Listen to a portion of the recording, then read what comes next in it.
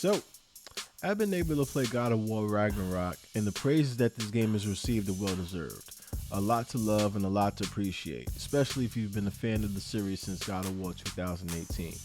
If you've ridden out with this since the PS3, then this should be looked at as the end game of the God of War franchise, so that's heavy.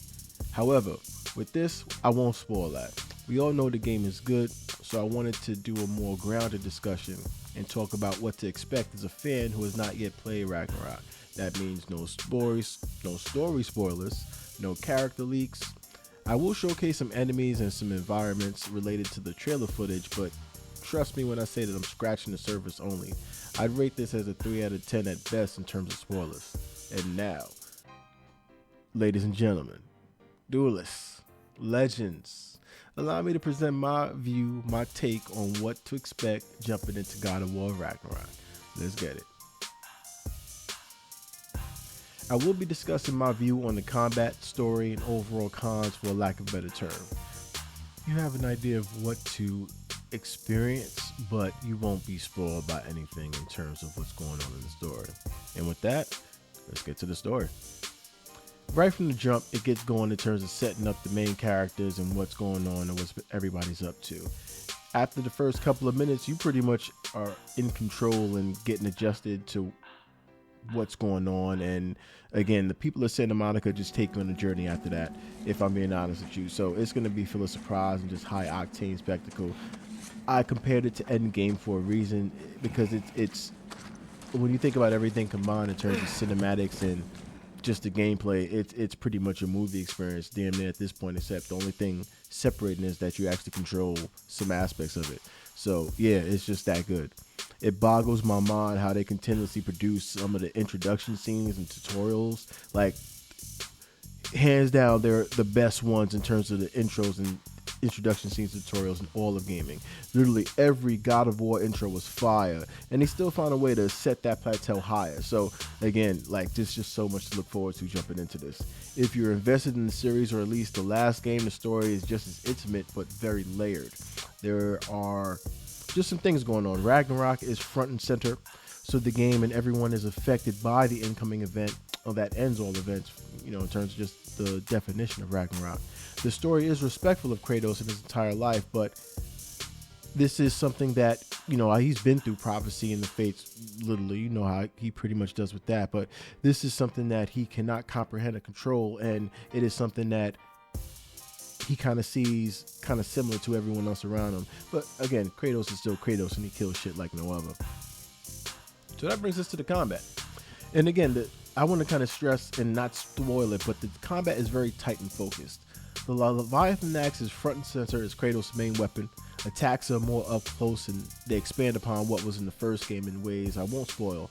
You'll see some things that are familiar, but best believe they will be paired with plenty that you have never seen before. I've never had a problem with the Chol giant mini-boss encounters from the first game, but here they easily go to town in terms of enemy variety, attack patterns, movements. You should not expect anything to be somewhat familiar. There's always going to be a surprise around the corner. Even familiar enemies get a few new tricks up the sleeve to help make each enemy encounter something that you really can't sleep on. I'm playing on Gimme God of War right now, so yeah, enemies are not to be fucked around with. You have to learn to dodge. Sometimes you can't even block. You have to dodge or parry. It's not as, like, you're powerful, but you can be overwhelmed. I don't even want to spoil it other than that. It's weird. You have a lot of moves available to you, but you really have to think about how you use it and when you use it, and that's what makes it so impactful. If you think you can just like use your abilities and then like use regular attacks and wait for the cooldown and just, that's going to be a difficult time. You're going to die. Enemies don't let up. At the same time, there are a lot of new abilities and ways to combo. Kratos is still the veteran we know, and the moves are more or less show that. Atreus, however, it's going to be a pleasure to see how that man kind of grows up playing this game. So I won't spoil it other than that, but he's going to definitely show the man that he's becoming. His presence in combat is definitely effective, and even more effective as you play the game and just experience the story. It's just an overall growth to the combat from the first game all around, and that is what makes this stand out as probably one of the best in the series. So we have the story, we have the combat, and I'd like to kind of free flow it and talk about the cons. And there are not a lot. I don't want to say cons as like bad things. I feel like, in the earlier just introduction, talking about the praises that the game has received, you can go on Twitter and just all the reviews and all that. And I feel like they're all accurate. I don't want to take anything away from that.